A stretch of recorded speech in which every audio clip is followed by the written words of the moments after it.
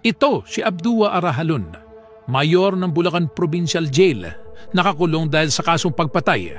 Darapalan na ipinagmamalaki niya sa social media na kahit siya ay nakakulong ay limpak-limpak na salapi ang kanyang nalilikom. Hinahayaan siya ni Jail Warden Rizalino Andaya na makalabas-pasok ng kulungan dahil sa kitaan nila sa loob at labas ng bilangguan.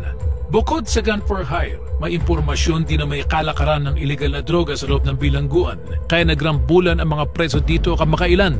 Sa dami ng nagiging pera ni Arahalon, ay personal pa siyang bumili ng brand new Toyota Hilux noong kanyang huling kaarawan. Matagal nang minamanmanan ng CIDG ang Bulacan Provincial Jail.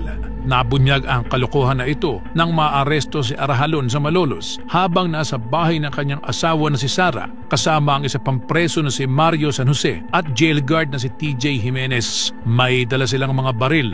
Sa gitna ng umiiral na election gun ban, ganoon sila kagarapal. Si Daniel Fernando, ang lahat ng may pananagutan ng mga kalokohan na ito bilang gobernador ng lalawigan dahil nasa ilalim ng Kapitolyo ang pamamahala ng bilangguan.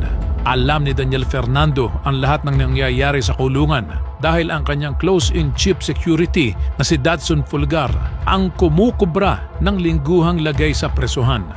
Anak din ng personal driver ni Daniel Fernando, ang nahuling jail guard na si Jimenez. Yung sinasabi nila na yun daw isang jail guard ay anak na empleyado ko ng driver ko, yes.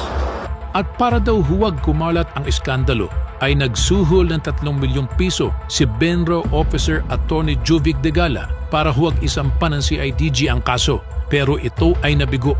Mabigat ang anggulo ng CIDG na ang mga nakawan at patayan sa lalawigan ay kagagawa ng mga nakalalabas na preso sa Bulacan.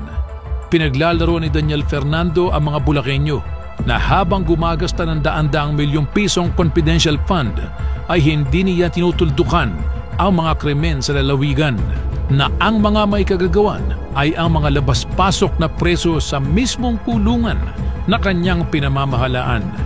Nakakatakot na bukas makalawa ay baka ikaw na ang susunod na biktima. Sa iskandalong ito ng mga nakalalayang mamamatay taong preso, nasira na ang tiwala ng publiko sa pamamahala ni Daniel Fernando.